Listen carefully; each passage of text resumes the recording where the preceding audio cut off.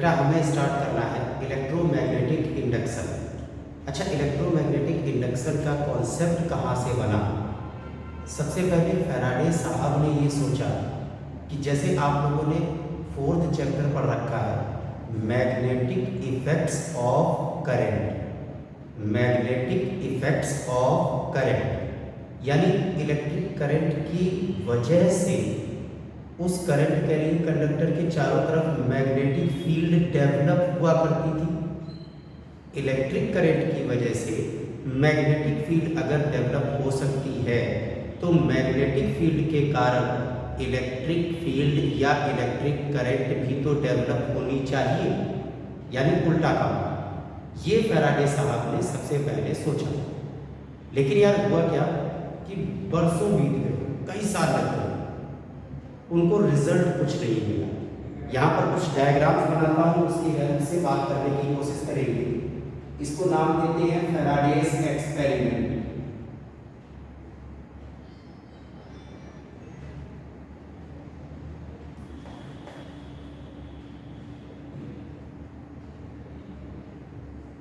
Faraday's experiment. इन्होंने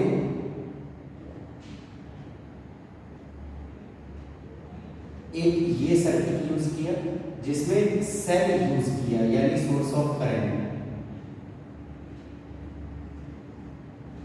इस coil के साथ प्राइमरी नाम दिया। एक्चुअली इस चैप्टर में बेटा हम लोग आगे भी ऐसे ही वर्डिंग्स यूज करते रहेंगे। जिस सर्किट में सोर्स ऑफ वेरिएबल करंट मिलेगा या जिस सर्किट में आगे चल करके मैग्नेटिक फ्लक्स वेरी करेगा उस सर्किट को प्राइमरी सर्किट हम नाम दे दिया करेंगे। और जिसमें इस इलेक्ट्रोमैग्नेटिक इंडक्शन के चैप्टर के अंदर इंड्यूस्ड ईएमएफ और इंड्यूस्ड करंट पर हम लोगों को बात करनी होगी। तो जिस सर्किट में इंड्यूस्ड ईएमएफ या इंड्यूस्ड करंट मिलेगा उस सर्किट को हम सेकेंडरी नाम दे देंगे। तो ये है प्राइमरी और इसमें ये सोर्स ऑफ करंट यूज किया गया है। तो मान लेते हैं करंट ऐसे है। अब एक दूसरा सर्किट है जिसमें कोई सोर्स ऑफ करंट नहीं है लेकिन गैल्वेनोमीटर लगा के रखा था फैराडे साहब ने और इसे उन्होंने नाम दिया secondary.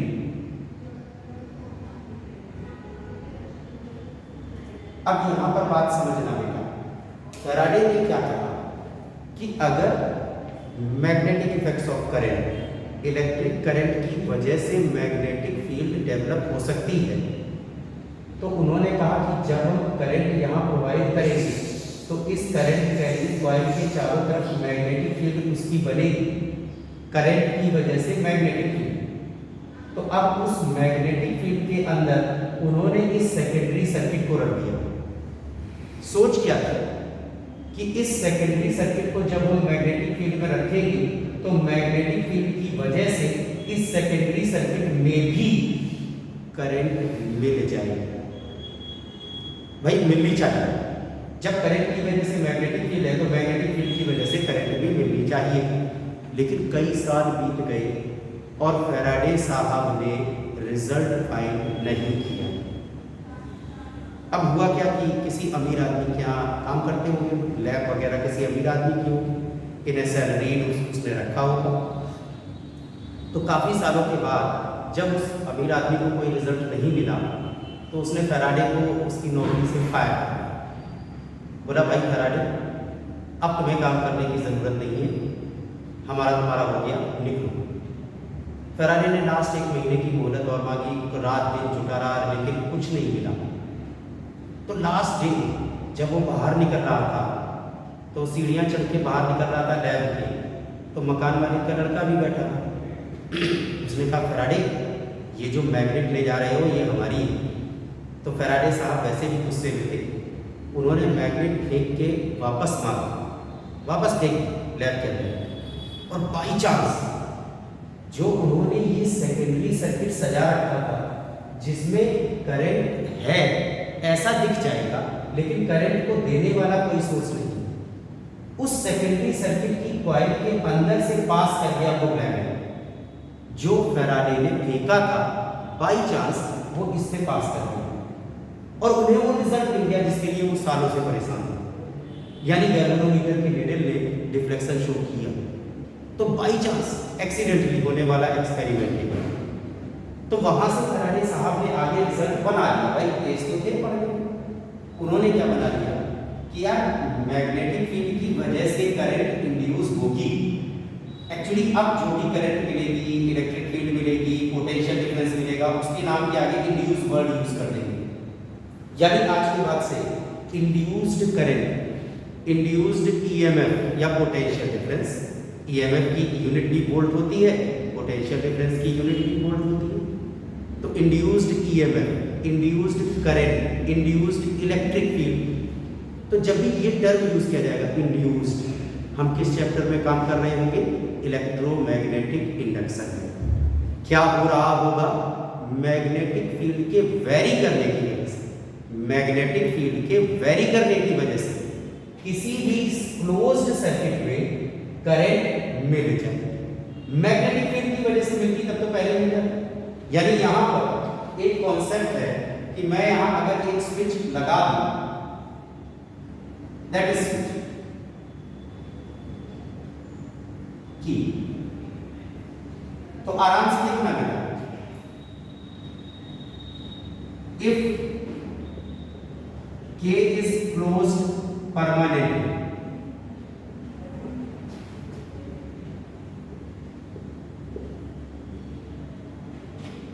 then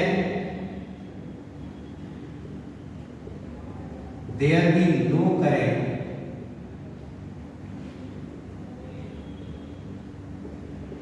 due to uniform magnetic field.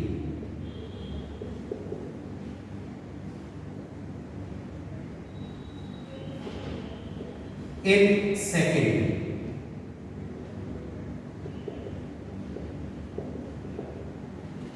तो इसी पर तो उन्होंने टाइम वेस्ट किया था अभी तक। अब उन्होंने क्या बोला? इफ K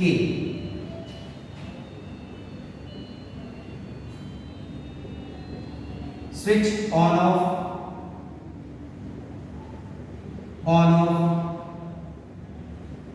continuously,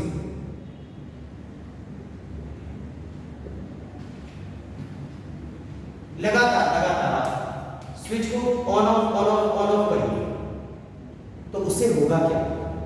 जब आप ऑन करोगे तो इस करंट कैरिंग कॉइल के चारों तरफ वाली मैग्नेटिक फील्ड मिलेगी। ऑफ करते ही जीरो।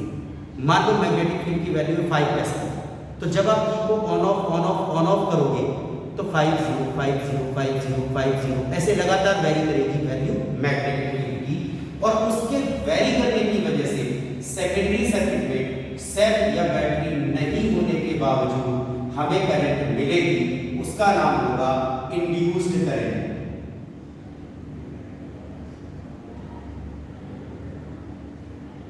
I dash is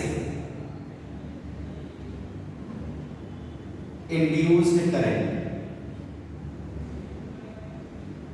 तो अगर के स्विच ऑन ऑफ कंटिन्यूअसली करते हैं, then V5 induced current in secondary coil,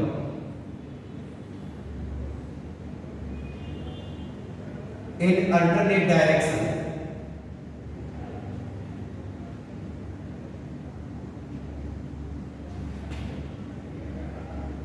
on every on off।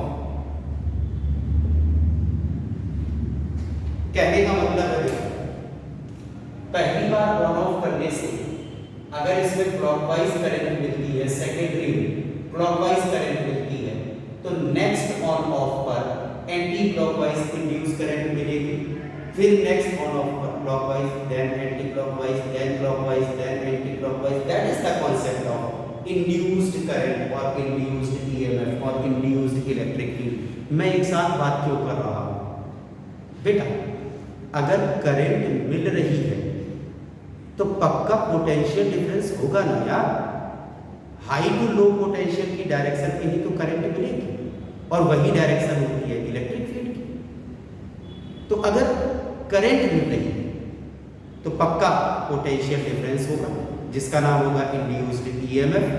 पक्का इंड्यूस्ड इलेक्ट्रिक फील्ड मिलेगी।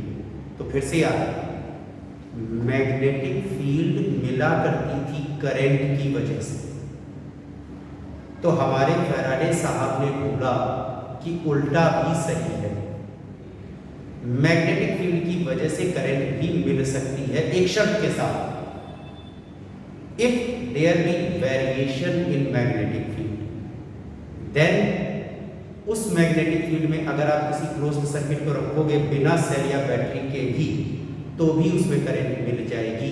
उसी को कहते हैं इंड्यूस्ड करंट। तभी मिलेगा इंड्यूस्ड ईएमएफ और तभी मिलेगी इंड्यूस्ड इलेक्ट्रिक। ये था फैराडेज एक्सपेरिमेंट। ये सब आपसे बेटा 12th बोर्ड की बात करूंगा तो उसमें ऐसा कुछ नहीं पूछा जाता। हाँ, कोई ऐसा पेपर हो आईआईटी वगैरह का या मेडिकल में कोई ऐसा पेपर हो जिसमें एक्सेप्शन रीजन पूछा जाता हो, तो उनमें इनका यूज कर लिया जाता है। ये कॉन्सेप्ट था, तुम्हें पता होना चाहिए, बस इसलिए कि तुम जिस चैप्टर में एंट्री कर रहे हो वहाँ काम करना क्या है, वहाँ ये काम है। और एक्चुअली मैग्नेटिक फील्ड ही केवल रीजन नहीं रहेगा। अब उसी पर बात करते हैं।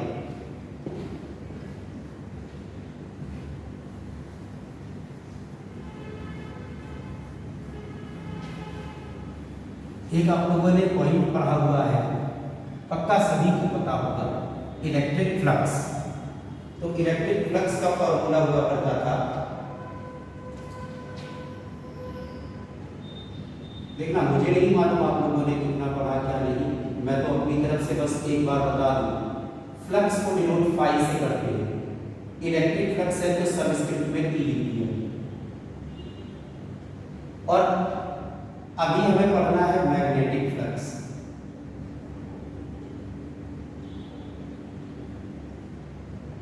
डी लिख देंगे, बाकी हम जनरली इसे यहाँ फाई से ही डिनोट करते हैं और इलेक्ट्रिक फ्लक्स के टाइम पर भी फाई से ही डिनोट कर देते हैं। तो ये आपने गॉस लॉ के टाइम पर पढ़ा था। इसका मतलब होता है number of electric lines of force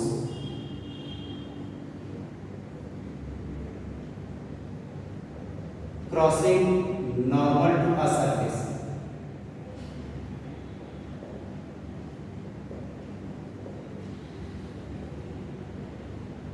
gives electric flux. तो यहां पर आप कहोगे number of magnetic field lines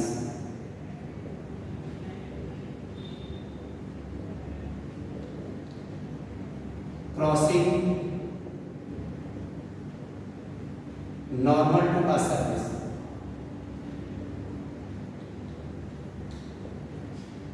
gives magnetic flux।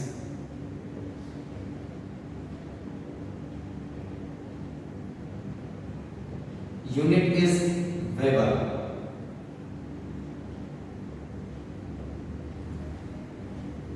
अब एक बात ध्यान देना बेटा, ये तो डेफिनेशन की बात हो गई, पता होना ही चाहिए, नहीं मालूम होने का कोई मतलब नहीं है। लेकिन इसको सॉल्व करने का तरीका क्या था, तो इसके लिए इन्होंने यूज किया electric flux is equal to E dot A. E A cos theta. Similarly magnetic flux is equal to B dot A. B A cos theta. यहां पर बेटा theta is angle between electric field and area vector, और यहां पर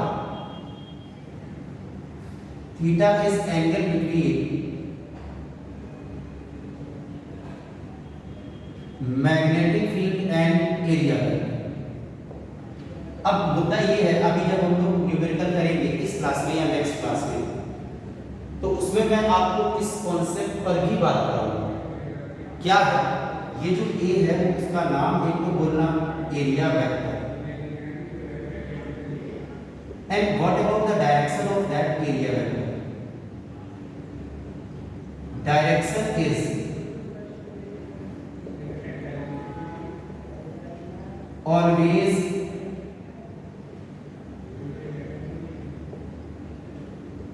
perpendicular outward.